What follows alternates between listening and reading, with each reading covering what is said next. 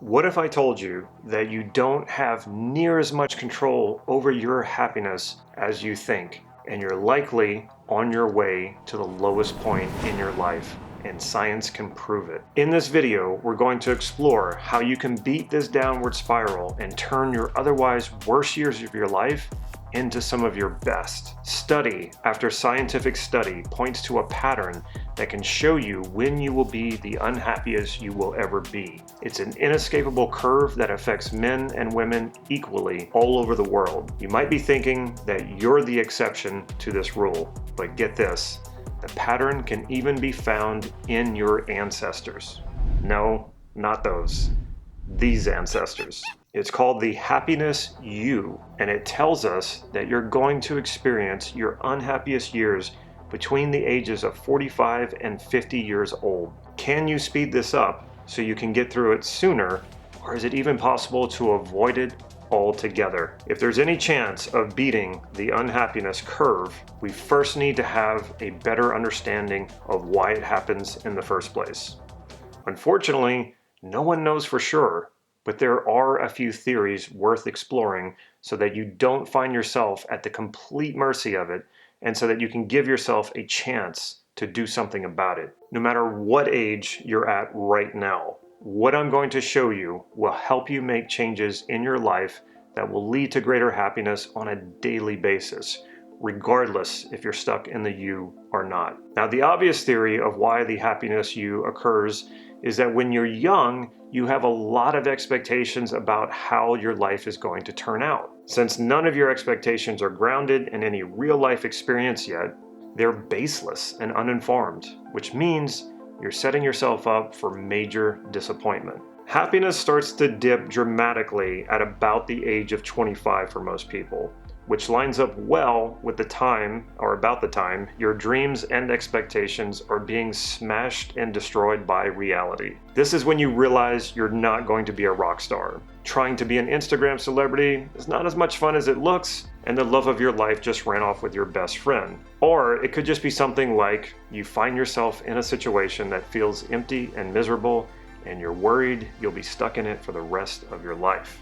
As you struggle to sort your life out, happiness continues to drop, reaching a peak, or rather a bottom, at about midlife, which lines up well with what is known as the midlife crisis. If you can survive your midlife crisis, things can only get better from here, so you gradually become happier and happier because you've been cleansed of your naive dreams as well as your unrealistic expectations. You learn to cultivate new and realistic expectations that suit you better. You're also not as susceptible to the curveballs life throws at you because you've been hardened by life's harsh realities. Though this theory makes a lot of sense, it is likely only a contributing factor and not the cause of our disintegrating happiness that leads to the bottom of the happiness U. If this theory were true, we would experience a midlife crisis in our 20s rather than in midlife. For one thing, when you're young, you're never more flexible and adaptable.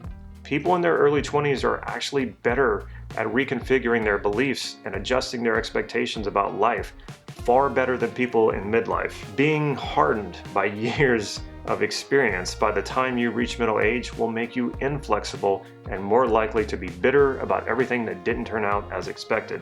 So making these adjustments later in life actually tends to be much more difficult and more painful. So then what is the cause of this dramatic dip in our well-being at this age? When you were growing up, how much did your parents, teachers, and authority figures emphasize fulfillment and well-being as they prepared you for the big, scary world out there? Probably very little, if at all. What they likely emphasized was getting good grades, winning accolades, getting into a decent school, graduating college, and getting a good job. In other words, big accomplishments and succeeding at a lofty profession equals a meaningful and purposeful life. The greater the success, the more meaning and purpose your life will have, or so we're told. Living a joyful life and discovering what makes you happy was likely left out of this conversation. If it was part of this conversation at all, it was probably an afterthought, like when you accomplish big things, then and only then you'll have the time and the money to find happiness and to discover your true self, but not until then. By the time we're adults, we've been programmed to believe that being a productive member of society is our purpose, and that the only way that happens is if we do things that make others regard us as successful and accomplished, also known as status. Studies show that while status and accomplishments don't necessarily hinder our well-being, they don't deliver much in that area either. What will definitely take a toll on your well-being, though, is putting too much emphasis on accomplishments and attaching your self-worth to status. Not only will this make you feel empty at any age, neither of these things will provide you with the meaning and purpose in life you were told that they would give you. But what about the people who don't end up accomplishing much and who never gain high status? Do they escape this emptiness? Might this be the key to escaping the downward turn of the happiness you? No, because they don't get to see for themselves that accomplishments and status are not all they're cracked up to be. They just end up feeling not good enough and unworthy, and they assume that their life has less meaning and purpose because they haven't achieved much and because they lack status. This just sends them to the bottom of the U, along with the successful, high-status people who also feel empty. So regardless if we succeed or not, and what we've been programmed to believe is the most important thing we can do in life, we still feel purposeless, and we feel like deep lack of fulfillment. What's worse is we don't immediately realize what the problem is, which causes us to try even harder to prove ourselves and find purpose through accomplishments as the years tick by. In our early 30s, some will go back to school, taking on more student debt. Some will think that what's missing is a spouse and kids, so they rush into a marriage that's not really a good fit. Some will even find organized religion, believing that spirituality will fill the void. Instead of realizing that your programming is the problem, you continue to seek happiness and fulfillment through what you were told to value rather than discovering your own personal values and aligning yourself with them. The result is you will spend the next 10 to 15 years building your life on a faulty foundation. These constructions are not extensions of what is truly important to you, but rather what you think should be important to you. What awaits us in our 40s is the final reckoning where our programming meets the inescapable reality that purpose and fulfillment must be found inside you rather than outside of you. As I mentioned before, this reckoning is known as the midlife crisis. The hardest part about reaching the bottom of the U is feeling like all that you've worked for and all that you've sacrificed was all for nothing, which is really not true, but I can say from personal experience, it sure as hell feels that way. Some people are not ready to face this, so they will find ways to distract themselves. For example, married people will often have an affair with someone much younger. Some will buy a fancy sports car in an attempt to turn back the clock and recapture the youth they feel robbed of. But this will only prolong the inevitable suffering and prevent them from moving beyond the pit of the U.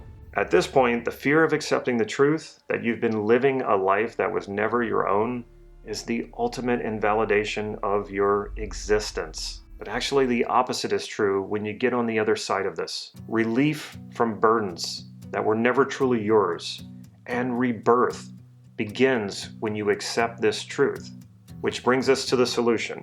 If you can simply accept, and you can do this at any age, that the life you've lived up to this point hasn't been truly yours, you can begin a radical transformation. The earlier in life you do this, the better. Whether you're 20 years old or 80 years old, there's always more you to be discovered. If right now you start to discover what's truly important to you and live it, can you avoid the bottom of the unhappiness you altogether? Theoretically, yes, but it's still unlikely that you will, because early conditioning and programming run so deep in us.